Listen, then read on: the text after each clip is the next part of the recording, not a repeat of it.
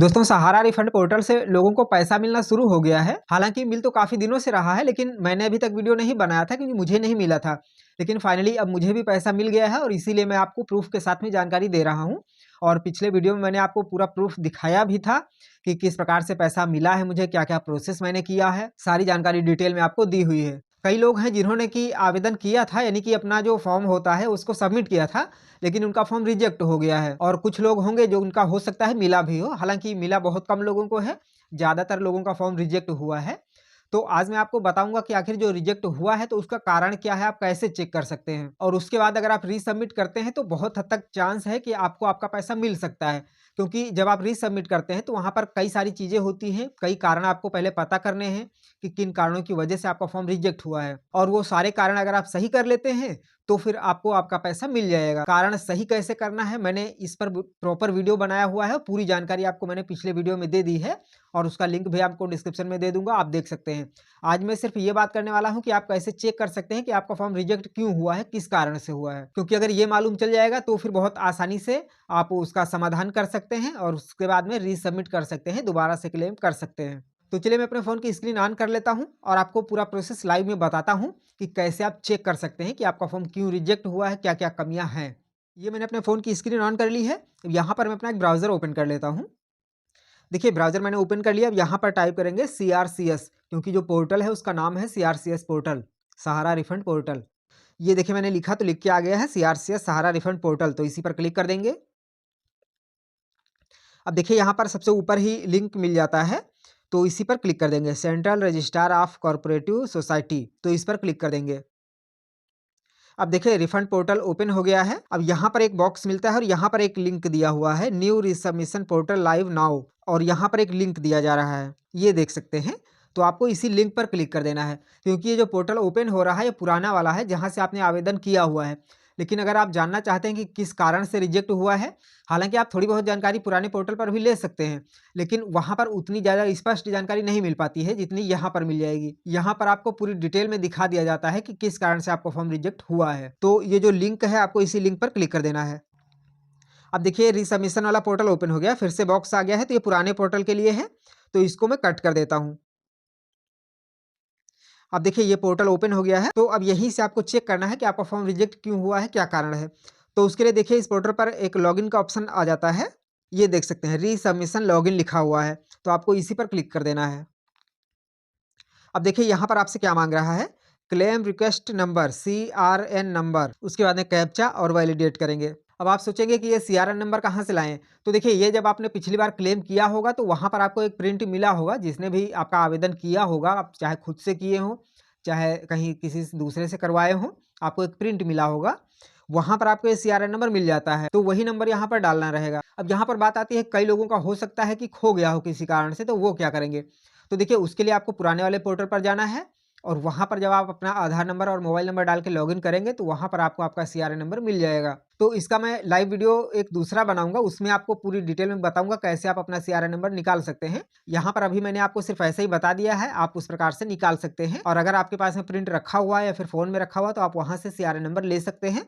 और यहाँ पर आपको अपना CRN नंबर टाइप करना है, कैप्चा फिल करना है, उसके बाद में वैलिडेट पर क्लिक कर देना है। और जब वैलिडेट करते हैं तो आपका जो रजिस्टर्ड नंबर है उस पर OTP आएगा, OTP डाल के जब आप सबमिट करते हैं तो लॉगिन हो जाता है। तो चलिए मैं लॉगिन करके आपको दिखाता हूँ कि डेफिशिएंसी शो कैसे करता है, क्या-क्या कमियाँ दिखती हैं। तो यहाँ पर मैं थोड़ा-सा स्किप करूँगा क्योंकि मेरे पास में अभी जो डेटा है वो किसी का लाइव में चेक करने के लिए नहीं है, क्योंकि जिस समय मैं वीडियो रिकॉर्ड कर रहा हूँ उस समय मेरे पास कोई भी ऐसा उपलब्ध नहीं है जिसका मैं चेक कर पाऊँ, क्योंकि OTP वगैरह देना होता है। तो मैंने पहले किया हुआ है चेक, तो उनका डेटा मैंने सेव करके रखा हुआ है, तो वो मैं आपको दिखाता हूँ कैसे दिखता है। बाकी जब आप CRN नंबर OTP डाल के लॉगिन करेंगे तो आपको वही चीज़ें मिल जाएँगी। अब देखिए ये फॉर्म मैंने ओपन किया हुआ है, देखिए इसका मैंने PDF सेव किया हुआ है और यहाँ पर आपको पूरी जानकारी दी जा रही है। देखिए यहाँ पर आपको कमी का कारण बताया जा रहा है, देखिए लिखा हुआ है कमी के कारण, उसके बाद में कमी कोड लिखा हुआ है और कमी संदेश और एक्शन टाइम और एक्शन आइटम सब कुछ लिखा है। तो देखिए यहाँ पर सबसे ऊपर जो बताया जा रहा है, जमाकर्ता द्वारा दर्ज की गई सदस्यता संख्या, खाता संख्या, खोलने के फॉर्म, सदस्यता फॉर्म, प्रमाण पत्र, पासबुक से मेल नहीं खाती है। अधिकतर लोगों की ये समस्या आई है, ज्यादातर लोगों का जो रिजेक्ट हुआ है वो इसी कारण से हुआ है। उसके बाद में देखिए दूसरा है, यहाँ पर जमाकर्ता द्वारा अपलोड किया गया दावा आवेदन पत्र अधूरा है। तो ये जब सबमिट किए हैं तो वहां पर हो सकता है कोई कमी रह गई होगी, या फिर कुछ यहाँ पर अपलोडिंग में समस्या आ गई होगी, अपलोड नहीं किया होगा कोई डॉक्यूमेंट, इसके लिए ऐसा आया है। उसके बाद देखिए जमाकर्ता द्वारा दर्ज किया गया खाता रसीद संख्या खाता खोलने के फॉर्म प्रमाण पत्र से मेल नहीं खाता है। हो सकता है कुछ चीज़ें गलत सबमिट हो गई हों, इसके वजह से ऐसा आया होगा, या फिर इसके कुछ अन्य कारण भी होते हैं जो कि अभी मैं आपको आगे बताऊंगा। उसके बाद देखिए यहाँ पर लिखा हुआ है अधूरा दावा आवेदन पत्र, और यहाँ लिखा हुआ है दावा आवेदन पत्र पर आपके हस्ताक्षर नहीं है, यानी कि इन्होंने साइन नहीं किया, ऐसे ही अपलोड कर दिया है। तो इस प्रकार से बहुत सारे कारण होते हैं, और यहाँ पर यह भी बताया जा रहा है कि आप क्या कर सकते हैं तो आपका फॉर्म सही हो जाएगा। अब चलिए थोड़ा सा और नीचे चल के दिखाता हूँ। देखिए यहाँ पर और भी कारण दिए गए हैं, क्योंकि इनके कई बॉन्ड हैं तो इसलिए कई कारण अलग अलग दिखाए गए हैं। तो यहाँ पर लगभग समस्या सब में सेम दिखाई जा रही है। चलिए मैं एक दूसरा आपको दिखा देता हूँ, क्योंकि कई फॉर्म मेरे पास अवेलेबल हैं, कई फॉर्म मैंने ओपन करके चेक किए हुए हैं, तो वो सारे डेटा यहाँ पर अवेलेबल है। तो चलिए मैं दूसरा दिखाता हूँ आपको। अब देखिए ये मैंने दूसरा फॉर्म ओपन किया है।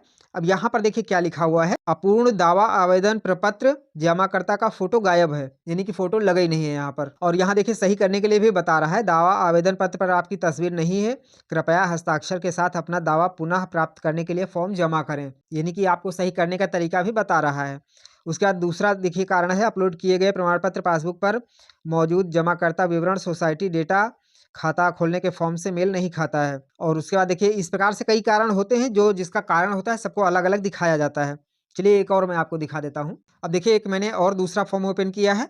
यहाँ पर लिखा हुआ है जमाकर्ता द्वारा अपलोड किया गया दावा आवेदन पत्र अधूरा है, पृष्ठ गायब है, यानी कि ये भी कंप्लीट फॉर्म नहीं सबमिट किया गया है। और उसके बाद देखिए एक और कारण है जमाकर्ता द्वारा दर्ज किया खाता रसीद संख्या फॉर्म खोलने के फॉर्म से मेल नहीं खाता है। उसके बाद देखिए अधूरा दावा आवेदन पत्र लिखा हुआ है, जमाकर्ता के हस्ताक्षर नहीं है। तो इस प्रकार से कई सारे कारण हैं जो लोगों के अलग अलग हुए हैं, और उसके हिसाब से सभी में समाधान करना जरूरी है। तो इस प्रकार से आप चेक कर सकते हैं, और इस पोर्टल का लिंक मैं डिस्क्रिप्शन में दे दूंगा, आप वहां पर क्लिक करके डायरेक्ट इस पोर्टल पर आ सकते हैं। तो इस प्रकार से आप बहुत आसानी से चेक कर सकते हैं कि आपका फॉर्म क्यों रिजेक्ट हुआ है, और उसका समाधान आप कैसे कर सकते हैं। अब यहाँ पर कई कारण तो ऐसे हैं, जैसे फॉर्म अधूरा है, फोटो नहीं है, सिग्नेचर नहीं है, तो इसे आप इजीली सही कर सकते हैं। लेकिन यहाँ पर कई फॉर्म में मैंने आपको दिखाया हुआ है कि बोल रहा है कि हमारा जो डेटाबेस से मैच नहीं हो रहा है, यानी कि खाता खोलने का जो फॉर्म है उससे आपका जो आपने अपलोड किया हुआ है डेटा, उससे मैच नहीं हो रहा। तो ये एक बड़ी समस्या है, और अधिकतर लोगों का इसी वजह से रिजेक्ट हुआ है। तो देखिए इसका समाधान सिर्फ यही है कि आपको अपना शेयर फार्म और मास्टर फार्म दोबारा से अपलोड करना पड़ेगा, तभी आपका ये एक्सेप्ट हो पाएगा। तो इसके लिए आपका जो सहारा का ब्रांच होगा वहां पर जाना पड़ेगा, और वहां पर आपको कोई ना कोई ब्रांच मैनेजर या सेक्टर मैनेजर मिल जाएंगे। तो उन लोगों के माध्यम से आप ये काम करवा सकते हैं, या फिर कोई आपका एजेंट होगा तो आप उससे जानकारी ले सकते हैं। लेकिन काम जो आपका ये करेंगे, ये सहारा के जो ब्रांच मैनेजर या फिर सेक्टर मैनेजर होते हैं वही करेंगे। तो वो लोग अभी काम कर रहे हैं, कई जगहों पर हो रहा, कई जगहों पर हालांकि नहीं भी हो रहा, ब्रांच बंद है, लेकिन कई जगहों पर हो रहा है। हालांकि मेन ब्रांच में नहीं हो रहा, लेकिन दाएं बाएं वो कहीं ना कहीं बैठते हैं और वहां से वो काम कर दे रहे हैं। तो इस प्रकार से आप अपना आवेदन सही करके दोबारा से रीसबमिट कर सकते हैं, और आपको पैसा मिल जाएगा। और इसके अलावा और कौन कौन सी बातों का आपको ध्यान रखना है रीसबमिट से पहले, उसका मैंने एक प्रॉपर वीडियो बनाया हुआ है जो कि चैनल पर उपलब्ध है, और डिस्क्रिप्शन में भी उस वीडियो का लिंक आपको मिल जाएगा, आप देख सकते हैं। इस पर और भी आगे जो भी जानकारी आती है वो मैं आपको समय समय पर देता रहूंगा, तो इसलिए चैनल को सब्सक्राइब करके बेल आइकन को ऑल पर सेट करके जरूर रखिएगा।